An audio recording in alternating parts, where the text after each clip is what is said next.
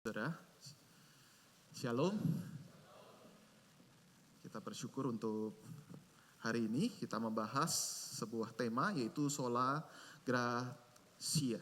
Sola gratia, hanya karena anugerah. Dan saudara-saudara, kita akan membuka bagian firman Tuhan dari Efesus pasal yang kedua, ayat yang pertama sampai ayat yang ke-10. Saya akan membaca ayat pertama, Bapak Ibu membaca ayat kedua, demikian seterusnya. Kita membaca bergantian saudara sampai ayat yang ke-10. Efesus pasal yang kedua, ayat yang pertama sampai ayat yang ke-10. Demikian firman Tuhan. Kamu dahulu sudah mati karena pelanggaran-pelanggaran dan dosa-dosamu.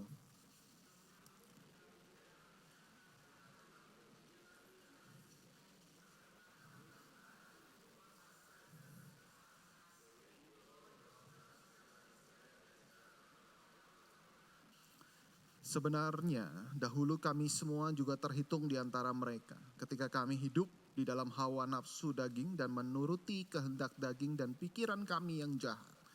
Pada dasarnya kami adalah orang-orang yang harus dimurkai sama seperti mereka yang lain.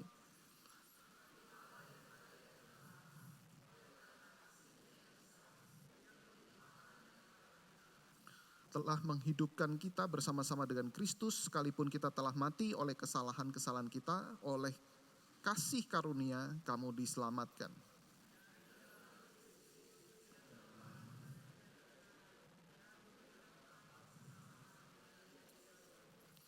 Supaya pada masa yang akan datang ia menunjukkan kepada kita kekayaan kasih karunia-Nya yang berlimpah-limpah sesuai dengan kebaikan-Nya terhadap kita dalam Kristus Yesus.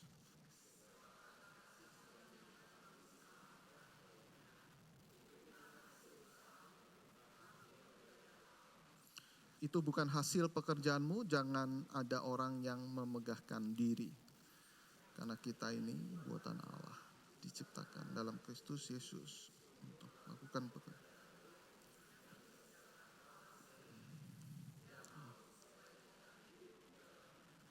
Demikian pembacaan firman Tuhan. Berbahagialah setiap kita yang membaca, merenungkan, dan melakukan di dalam keseharian kita. Nah saudara-saudara, kata anugerah, saudara, ini menjadi kata yang paling indah saudara ya, di dalam sepanjang masa, di dalam hidup kita. Dan ini kata Kristen ini sebenarnya, tetapi juga ada banyak orang non yang belum percaya juga menggunakan kata ini. Ya, saya pernah menemukan ada bengkel anugerah, saudara ya. Jadi ada restoran anugerah dan banyak saudara menggunakan kata anugerah. Bahkan saudara yang punya anak juga memberikan nama ya dengan bahasa yang lebih keren, pakai bahasa Inggris, grace, begitu ya. Jadi saudara, ini menjadi kata yang sangat populer, bahkan menjadi kata yang sangat indah sepanjang masa. Nah, tetapi saudara-saudara kita yang sungguh-sungguh menerima anugerah daripada Tuhan, pernahkah kita bertanya ya, seberapa penting ini di dalam kehidupan kita? Kenapa harus ada sola gratia ini? Mengapa harus ada kasih karunia hidup berdasarkan anugerah Allah? Nah, dari pembacaan teks tadi, saudara, Rasul Paulus langsung membeberkan kenapa kita butuh kasih karunia, karena kita sudah mati atas pelanggaran-pelanggaran kita. Kita dalam keadaan mati secara rohani. Nah saudara-saudara, kita lihat di ayat yang pertama, langsung Rasul Paulus berkata bahwa kamu dahulu sudah mati karena pelanggaran-pelanggaran dan dosa-dosamu. Langsung clear jawaban daripada Rasul Paulus. Nah saudara-saudara, kalau orang mati secara fisik itu ada ciri-cirinya. Ya, jadi saudara bisa membedakan mana orang yang masih setengah mati dengan orang yang mati.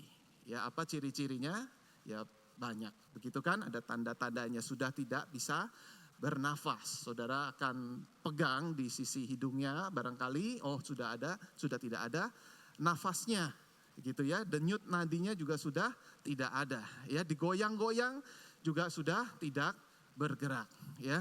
Dikasih bau-bauan, saudara, makanan yang paling enak sekalipun saudara tidak akan berespon. Nah, ini adalah orang yang mati secara fisik.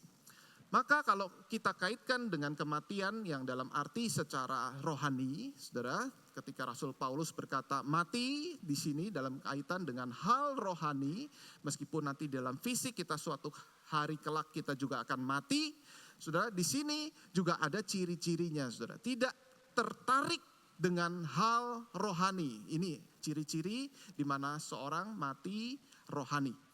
Mari kita membandingkan 1 Korintus 2 ayat yang ke-14. Firman Tuhan berkata, tetapi manusia duniawi tidak menerima apa yang berasal dari roh Allah. Karena hal itu baginya adalah suatu kebodohan dan ia tidak memahaminya. Sebab hal itu hanya dapat dinilai secara rohani. Nah, ini ciri-ciri di mana seorang mati secara rohani tidak tertarik dengan hal rohani. Jadi kalau dikasih sesuatu ya, perkara-perkara rohani berbicara tentang Tuhan, dan orang ini tidak akan nyambung, saudara-saudara ya. Karena apa? Karena memang di dalam rohaninya dalam keadaan yang mati ya. Dia pikirannya hanya duniawi dan hal-hal materi yang dipikirkan. Tetapi hal spiritual itu dia tidak memiliki ketertarikan. Nah, ini tanda ciri-ciri mati secara rohani yang pertama. Lalu yang kedua, saudara-saudara, kita melihat di ayat yang kedua. Dikatakan kamu hidup di dalamnya. Karena kamu mengikuti jalan dunia ini, karena kamu mentaati penguasa kerajaan angkasa, yaitu roh yang sekarang sedang bekerja di antara orang-orang durhaka. Nah, di sini saudara-saudara, maksud Rasul Paulus adalah ada ciri-ciri mati secara rohani bagian yang kedua, yaitu selalu aktif di dalam berbuat dosa. Selalu menaati ya penguasa kerajaan angkasa, yaitu si jahat itu. Jadi senang sekali berbuat dosa, dia mencintai dosa, bahkan dia akan justru membenci Allah begitu ya, membenci hal-hal rohani, tetapi justru sebaliknya dia senang berbuat dosa dan sangat aktif, karena dikatakan kamu sedang aktif menaati penguasa atau dikuasai oleh penguasa kerajaan angkasa. Nah, di sini ciri-ciri yang kedua, yaitu selalu aktif berbuat dosa. Ya, kemudian saudara-saudara, Rasul Paulus menambahkan di ayat yang ketiga, dikatakan begini, sebenarnya dahulu kami semua juga terhitung di antara mereka ketika kami hidup di dalam hawa nafsu daging dan menuruti kehendak daging dan pikiran kami yang jahat. Ya, pada dasarnya kami adalah orang-orang yang harus dimurkai sama seperti mereka yang lain. Nah, Rasul Paulus menyadari, saudara, ketika dia menunjukkan ciri-ciri orang yang mati secara rohani, lalu kemudian di ayat yang ketiga langsung disimpulkan, dahulu kami semua termasuk saya. Termasuk saya ini terhitung di antara mereka. Ketika kami hidup di dalam hawa nafsu daging dan menuruti kehendak daging. Dan jelas-jelas di sini Rasul Paulus berkata, pikiran kami yang jahat. Jadi Rasul Paulus dengan amat sangat yakin bahwa dulu keadaannya adalah mati secara rohani. Dia ingin menekankan kita semua dalam keadaan mati secara rohani. Mazmur 51 ayat yang ke-7. Dikatakan sesungguhnya dalam kesalahan aku diperanakan, dalam dosa aku dikandung ibuku. Jadi kita semua saudara-saudara di dalam keadaan mati secara rohani. Nah, mungkin kita bertanya saudara-saudara ya, bukankah Rasul Paulus itu sebelum percaya kepada Kristus adalah orang yang beragama? Betul, Rasul Paulus adalah orang beragama, bukan? Tetapi menariknya di sini Rasul Paulus mengindikasikan ya bahwa dia termasuk di dalam kategori yang aktif berbuat dosa. Dosanya di mana? Bukankah orang yang beragama adalah orang yang saleh? Bukankah orang yang beragama ini orang yang rajin melakukan banyak kebaikan? Bukankah orang yang beragama ini dia melakukan banyak hal, saudara-saudara, untuk bisa diterima di dalam agamanya. Berarti Rasul Paulus kalau kita katakan dari sudut pandang manusia, orang yang beragama, orang yang baik. Tetapi justru di sini Rasul Paulus berkata, bukan, pikiran kami jahat, kami patut dimurkai, bahwa kami semua hidup di dalam nafsu daging, kami semua terhitung di antara mereka. Berarti Rasul Paulus ingin berkata bahwa ketika saya beragama dulu, bahwa sebenarnya adalah pikiran saya adalah jahat. Nah, saudara mulai bingung ya. Kok jadinya malah jadi orang beragama, orang saleh itu jahat. Berarti kalau kita bisa katakan saudara-saudara, orang yang di luar Kristus, orang yang beragama, orang-orang yang punya pikiran yang jahat. Ini maksudnya. Nah, pertanyaannya kok di mana kita bisa menjelaskan bagian ini? Sepertinya Rasul Paulus berkata dengan kata yang sangat kasar, saudara, statement seperti ini. Saudara, saya kasih ilustrasi kepada saudara. Misalnya saudara, saya suatu kali mentraktir bakmi kepada salah seorang saudara, sebut saudara A. Saya traktir bakmi yang paling enak di Jakarta. Waduh saudara ya, saya cari infonya, tapi ini bakmi yang sangat enak, saudara-saudara. Jangan tanya ya dagingnya apa, saudara bisa tahu daging yang paling enak itu apa, saudara ya. Wah, dagingnya penuh banyak, saudara ya. Dan ini pasti enak, saudara. Dan kemudian saudara mau nambah, saudara mau bawa anak istri saudara, kira-kira ayo saya traktir ya. Nah kemudian saudara pulang dengan perut yang kenyang, berterima kasih kepada saya, tapi sambil bertanya-tanya dan bergumam di dalam hati. Ini tiba-tiba ada Bapak Pendeta ini traktir saya. Ini maksudnya apa ya kira-kira ya? Kok tiba-tiba mendadak Pak Jonathan ini bisa baik banget kemudian mentraktir saya dengan penuh kemurahan hati, bahkan ajak satu keluarga. Saudara simpan itu di dalam hati. Kemudian saudara minggu depan saudara ketemu dengan anak saya kemudian keceplosan membocorkan, saudara. Ya, oh om yang kemarin itu ya yang ditraktir sama papi ya. Iya gini loh, om mau saya kasih tahu nggak? Papi itu traktir supaya om nanti suatu kali traktir papi di hotel bintang 5 om. Saudara habis dengar itu, saudara tidak akan berterima kasih kepada saya, bukan? Saudara tahu maksud niat buruk saya, yaitu ingin mendapatkan sesuatu yang lebih besar dari apa yang saya berikan. Jadi saya traktir kaki 5 untuk mendapatkan bintang 5. Nah jelas saudara, ketika kita melakukan kebaikan supaya mendapatkan surga, ini bukan sesuatu yang baik di mata Allah. Tetapi ini menjadi agama transaksional, di mana ketika kita melakukan sesuatu supaya apa? Ujung-ujungnya supaya Tuhan memberikan yang lebih besar.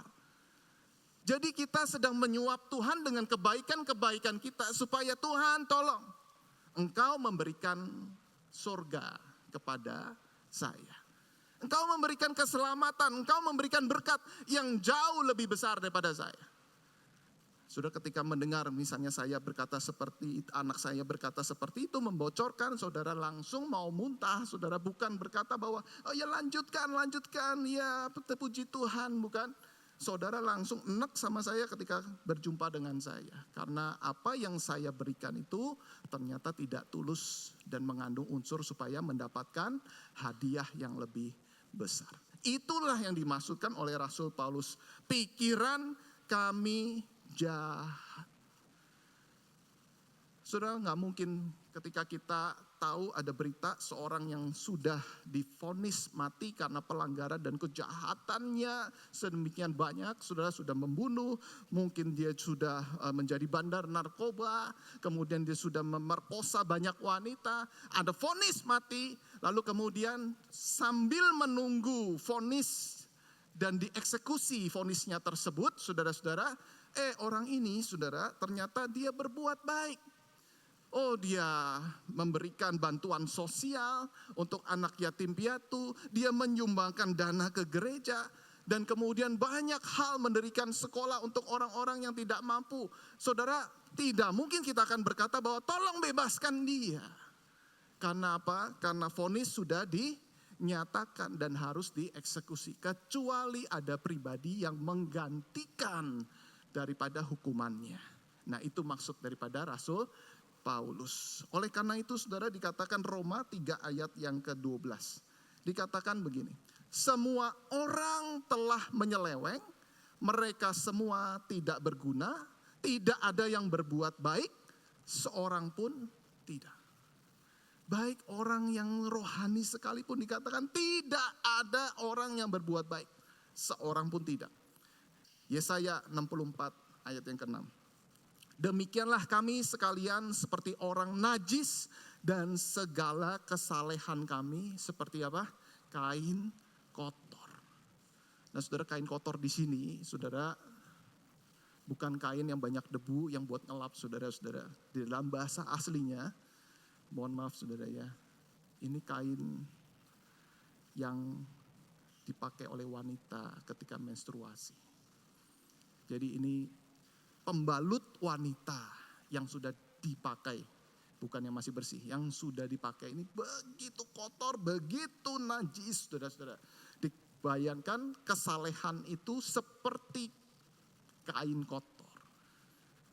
Jadi begitu jahatnya manusia melakukan kebaikan dengan motif yang jahat. Jadi saudara, dalam kondisi seperti inilah kita baru menyadari, betul, kita butuh kasih karunia. Kita butuh yang namanya anugerah. Dalam kondisi seperti ini Allah menyatakan anugerah. Gimana cara Allah menyatakan anugerah? Penuh dengan rahmat, dia menghidupkan kita dari keadaan mati, saudara-saudara. Kemudian kita dihidupkan melalui Yesus Kristus. Ada pribadi yang mati menggantikan kita supaya kita hidup.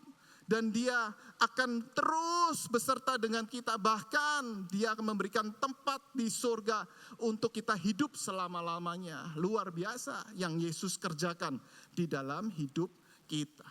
Nah, jelas sekarang saudara-saudara, di ayat yang ke-8 mari kita melihat. Sebab karena kasih karunia kamu diselamatkan oleh iman. Itu bukan hasil usahamu, tetapi pemberian Allah. Itu bukan hasil pekerjaanmu, jangan ada orang yang memegahkan diri. Termasuk saudara, ketika kita beriman, kita bisa beriman pun di sini dikatakan apa? Itu bukan hasil usahamu. Jadi waktu kita menerima keselamatan dengan iman, kita bicara sola fide, hanya karena iman, iman kita pun adalah pemberian Allah.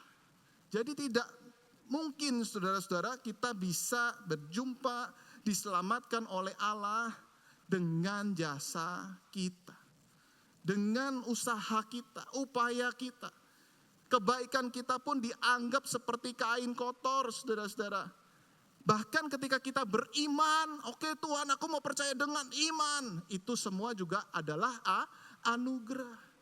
Sehingga saudara-saudara, ketika Tuhan melahirbarukan kita, kita baru bisa beriman. Bukan beriman dulu, baru lahir baru. Kemudian kita bisa hidup di dalam kasih karunia Tuhan. Bukan seperti itu. Tetapi karena kita dihidupkan terlebih dulu. Karena apa? Sebelumnya kita mati. Dihidupkan, lalu kemudian beriman. Nah, sekarang pertanyaannya, kalau kita sudah menyadari akan hal ini, bagaimana saudara kita bisa meresponi kasih karunia Tuhan itu? Yang menarik sekali, dalam bagian firman Tuhan ini tidak hanya bicara dalam keadaan kamu menerima kasih karunia, kamu diselamatkan oleh anugerah, tetapi kamu juga harus hidup menjalankan kasih karunia Tuhan itu. Setelah 8 tahun setelah reformasi, sekitar 1525, saudara-saudara, Martin Luther itu menikah dengan Katharina von Bora. Nah, suatu kali Martin Luther itu mengalami pergumulan yang sangat berat, saudara, sehingga menyebabkan dia depresi. Ya, kita tahu pergumulan Martin Luther tidak mudah, Ya, apalagi setelah melakukan peristiwa reformasi dia banyak dibenci, ya, dia dikejar-kejar, saudara, banyak yang juga mengancam bahkan untuk membunuh dia, ya. Selama 4 hari ia hanya termenung seharian, hatinya gelisah dan sedih. Istrinya sangat khawatir. Si Katarina ini sangat khawatir karena si Martin Luther itu tidak mau makan, tidak mau minum. Katarina mencari cara. Dia menegur dengan kasih dan tetap hormat kepada suaminya, tetapi sampai satu titik, ya, tetap aja si Martin Luther tetap depresi seperti itu, dan dia memikirkan cara yang sopan dan bijak, tetapi tajam tegurannya, saudara-saudara. Luar biasa, ya, istri yang seperti ini sangat bijak sekali. Nah, suatu hari Katarina itu memakai pakaian hitam, gelap, tanda berkabung, saudara-saudara. Kemudian Luther itu kaget, pagi-pagi kok pakai pakaian seperti ini. Dia tanya, istriku, kenapa kamu pakai pakaian seperti ini? Siapa yang meninggal? Ya, kita mau ke rumah duka atau bagaimana? Kemudian dengan sedih Katarina menjawab, Tuhan kita sudah meninggal, suamiku. Tuhan kita sudah meninggal dan tiada lagi. Martin Luther kaget, kamu ini istri hamba Tuhan ngomongnya seperti itu. Ya, yang benar aja, Tuhan itu tidak pernah meninggal, Tuhan tetap hidup. Katarina langsung menjawab, kalau Tuhan hidup, kenapa hidupmu seperti itu? Murung, gelisah, tidak bersyukur. Langsung Martin Luther, saudara, ya, bagaimana dia harus mengoreksi hidupnya, dia harus bangkit daripada depresinya, sehingga apa yang dipercaya dengan sola gratia itu betul-betul bisa dia terapkan di dalam kehidupan sehari-hari. Kemudian singkat cerita, saudara-saudara, Martin Luther itu sangat bersyukur ketika ditegur, kalau Tuhanku hidup, maka hidupku juga harus mencerminkan bagaimana aku punya Tuhan yang hidup. Aku harus hidup bersukacita, terpancar dari wajahku. Luther terus-menerus merenungkan teguran daripada istrinya itu. Dan dia terus berdoa dan bangkit dari depresinya. Jadi saudara yang susah bersyukur, jangan sampai nanti pasangan saudara pakai pakaian hitam-hitam gitu, ya, kira-kira, ya. Saudara tegur dengan lembut gitu, ya. Ayo bersyukur, ya, Tuhan kita hidup. Nah, sikap seperti inilah yang seharusnya muncul, saudara, ketika kita menerima anugerah keselamatan. Kita lihat Efesus 5 ayat 14. Dikatakan begini, itulah sebabnya dikatakan, bangunlah hai kamu yang tidur, bangkitlah dari antara orang mati, dan Kristus akan bercahaya atas kamu, dan janganlah kamu mabuk oleh anggur, karena anggur menimbulkan hawa nafsu, tetapi hendaklah kamu penuh dengan roh, dan berkata-katalah seorang kepada yang lain dalam mazmur, kidung puji-pujian dan nyanyian rohani. Bernyanyi dan bersoraklah bagi Tuhan dengan segenap hati, ucaplah syukur senantiasa atas segala sesuatu dalam nama Tuhan kita Yesus Kristus kepada Allah dan Bapa kita. Ini, saudara, dampak setelah orang diselamatkan. Kita harus hidup yang mencerminkan bahwa Tuhan kita hidup, Tuhan kita mati membuat kita hidup, dan kita harus mengucap syukur dan bersuka cita. Tetapi saudara, mungkin langsung ada yang bertanya, bukankah kasih karunia itu adalah pemberian Allah? Kenapa di sini tadi ada banyak kata lah artinya perintah. Berarti saudara, kita harus mengupayakan, bukan? Tadi katanya kasih karunia itu 100% dari Allah, kita tidak ada jasa apapun. Tetapi di sini saudara perintah untuk mengupayakan, bangunlah, bangkitlah, bercahayalah, hendaklah, berkata-katalah, bernyanyilah, bersoraklah. 8, saudara. Maksudnya di mana? Untuk kita bisa menjelaskan antara bagian yang pertama tadi dan bagian yang kedua ini. Saudara, kita perlu membedakan, saudara, adanya saving grace dan living grace. Saving grace, anugerah yang menyelamatkan. Itu yang tadi kita bicarakan di awal. Bagaimana kita dalam keadaan mati rohani, lalu Tuhan itu menghidupkan, melahirbarukan, menyelamatkan kita. Saving grace, tidak ada jasa manusia. Tetapi saat ini kita bicara juga soal living grace. Bangkit dari depresi. Untuk hidup menjadi terang. Hidup terus menjadi terang yang bercahaya. Yang mengucapkan syukur kepada Tuhan. Menjadi berkat bagi orang lain. Ini bicara soal living grace, saudara-saudara. Jadi living grace bicara bagaimana kita mengupayakan supaya kasih karunia Tuhan itu tetap kita rasakan dan terus beserta dengan kita. Ini living grace. Sehingga apa yang kita upayakan, Tuhan akan menganugerahkan. Kalau kita tidak mengupayakan, ya Tuhan juga tidak menganugerahkan. Apa yang kita upayakan 50%, Tuhan akan menganugerahkan 50%.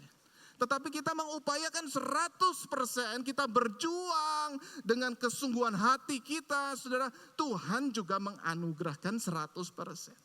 Sehingga saudara 1 Korintus 15 ayat yang ke-10b, Rasul Paulus berkata begini, sebaliknya aku telah bekerja lebih keras daripada mereka semua. Tetapi bukannya aku, melainkan kasih karunia Allah yang menyertai aku. Jadi Rasul Paulus bekerja dengan keras, mengupayakan dalam keadaan yang sulit, yang tidak mudah, tetap bersyukur, tetap berbagi berkat, tetap menyanyikan nyanyian rohani, puji-pujian dan sebagainya. Dan oleh sebab itu ketika anugerah Tuhan turun, dia berkata, bukan aku tetapi kasih karunia Allah yang menyertai aku. Nah sekarang pertanyaannya, saudara-saudara, bagaimana supaya kita bisa menghidupi secara sepenuhnya living grace itu. Sudah bicara soal saving grace, saudara, kita tidak dan kita hanya bisa berdoa agar Tuhan berbelas kasih, bukan? Karena 100% itu Tuhan yang bekerja. Atas belas kasihan Tuhan saja kalau kita berdoa, Tuhan tolong selamatkan si A, si B, si C. Ya, Tuhan bermurah hati. Ya, mendatangkan orang yang memberitakan Injil keselamatan, lalu dia bisa berespon menerima keselamatan tersebut. Namun sebelum itu Tuhan sudah melahirbarukan terlebih dulu. Tetapi saudara, ketika kita bicara menghidupi living grace sepenuhnya, saudara, ini yang menjadi kehidupan kita yang naik turun. Kadang-kadang kita bisa hidup rasa dekat dengan Tuhan. Kadang-kadang kita bisa ngerasa jauh dari Tuhan. Karena apa? Kita kurang mengupayakan untuk kita bisa sungguh-sungguh memenuhi living grace tersebut. Tetapi dari ayat yang ke-10, saudara, kita bisa melihat di sini ada clue untuk kita bisa terapkan di dalam kehidupan kita sehari-hari. Karena kita ini buatan Allah, diciptakan dalam Kristus Yesus untuk melakukan pekerjaan baik. Jadi ini baru masuk ke pekerjaan baik setelah menerima anugerah saving grace. Sebelumnya tidak ada yang baik. Baru kali ini Rasul Paulus berkata pekerjaan baik setelah engkau menerima anugerah dari Yesus Kristus. Yang dipersiapkan Allah sebelumnya, Ia mau supaya kita hidup di dalamnya. Nah saudara perhatikan. Di ayat yang pertama tadi, saudara, Rasul Paulus berkata bahwa kita mati karena pelanggaran kita. Di ayat terakhir ayat 10 Rasul Paulus berkata supaya kita hidup di dalamnya. Artinya supaya engkau sadar bahwa kita hidup di dalamnya, kita harus sadar bahwa dulu kita pernah mati. Saudara, orang yang gak pernah sadar dulunya pernah mati, saudara akan hidup dengan sembarangan. Saudara yang betul-betul menyadari kalau dulu pernah mati di dalam dosa. Tetapi karena kasih karunia Allah, Tuhan hidupkan kita. Sehingga kita boleh hidup. Saudara, kita akan menghargai hidup. Kita akan sungguh-sungguh menjalankan kehidupan kita. Hidup kita tidak akan sembarangan. Saudara, saya bersyukur untuk hari ini saya bisa berkhotbah begitu ya. Karena 2 minggu yang lalu saudara mungkin kebanyakan sudah tahu istri saya mengalami kecelakaan sepeda motor, saudara-saudara. Dan puji Tuhan hari ini sudah dalam keadaan yang baik. Istri saya juga sudah hadir begitu. Nah saudara-saudara, ketika kecelakaan itu terjadi, saya cuma berpikir, Tuhan tolong jangan mati. Tuhan tolong jangan mati.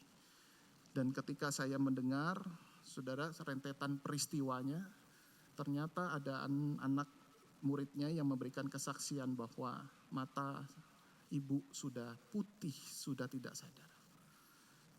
Jadi saudara-saudara, saudara bisa bayangkan bagaimana kengerian kami.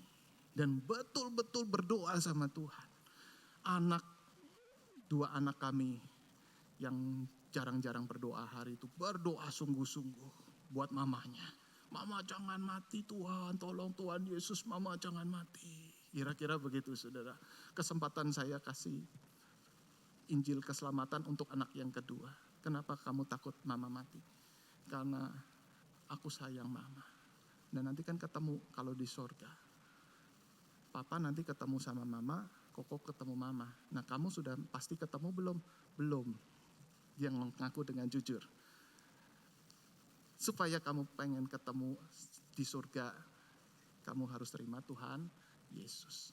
Dia terima Tuhan Yesus sungguh-sungguh, jadi segala sesuatu yang terjadi, ternyata Tuhan mendatangkan kebaikan, di mana anak-anak saya kemudian berdoa dengan sungguh-sungguh. Kemudian anak yang kedua itu yang suka ngebully kokonya dan tidak suka belajar firman Tuhan itu kemudian kira-kira bertobat, saudara-saudara. Kira-kira bertobat, dia menjadi anak yang lebih taat daripada orang tuanya. Ya, puji Tuhan, Tuhan pakai peristiwa seperti ini.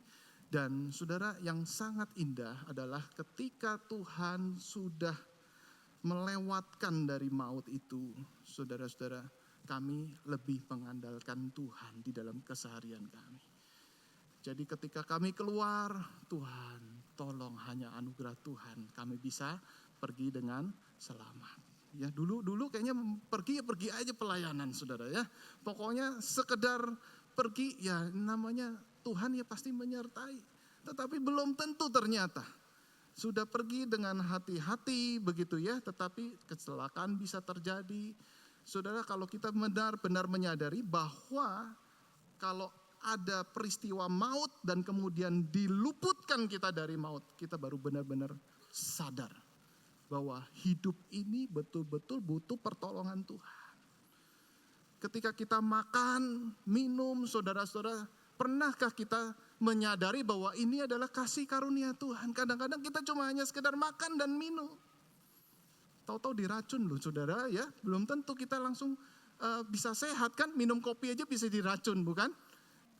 Tetapi saudara kalau kita sadar bahwa semua ini adalah anugerah Tuhan. Maka kita akan makin mengandalkan Tuhan. Lalu anugerah Tuhan turun atas kita. Maka kita mengupayakan lagi untuk sadar betul-betul bahwa kita mengandalkan Tuhan. Ternyata Tuhan memberikan pertolongan bagi setiap kita. Kita sadar lagi ini semua karena kasih karunia Tuhan. Mau naik apapun saudara gak aman, naik motor gak aman, naik mobil, saudara naik pesawat apalagi juga. Saudara semua gak aman, tetapi yang aman adalah di dalam Tuhan. Kasih karunia Tuhan yang menyertai kita. Sehingga saudara-saudara kita lihat Yeremia 17 ayat yang ke-7. Kita baca sama-sama. 1, 2, 3. Diberkatilah orang yang mengandalkan Tuhan. Yang menaruh harapannya pada Tuhan. Ia akan seperti pohon yang ditanam di tepi air. Yang merambatkan akar-akarnya ke tepi batang air. Dan yang tidak mengalami datangnya panas terik, yang daunnya tetap hijau, yang tidak khawatir dalam tahun kering, dan tidak berhenti menghasilkan buah. Jadi ini jelas saudara, Tuhan memberikan berkat living grace kepada orang yang mengandalkan Tuhan. Berkatnya seperti apa? Dia akan seperti pohon yang ditanam di tepi air, merambatkan akar-akarnya. Dia akan tetap kuat saudara. Meski datangnya panas terik, daunnya tetap hijau. Tetap Dia bisa menghasilkan daun-daun yang hijau dan tidak berhenti menghasilkan buah. Dan bersyukur saudara melalui kejadian ini dan kami boleh semakin mengandalkan Tuhan. Dan saya berharap saudara juga semakin mengandalkan Tuhan di dalam kehidupan saudara. Saya berterima kasih pada saudara-saudara yang mendoakan kami, mensupport kami, dan saya juga ketika mendapatkan WhatsApp dari saudara, saya juga berdoa untuk saudara. Bukan hanya kami makin mengandalkan Tuhan, tetapi saudara-saudara juga mengandalkan Tuhan di dalam kehidupan saudara. Kasih karunia Tuhan akan tercurah bagi kita yang mengandalkan Tuhan. Amin. Mari kita ambil waktu tenang sejenak.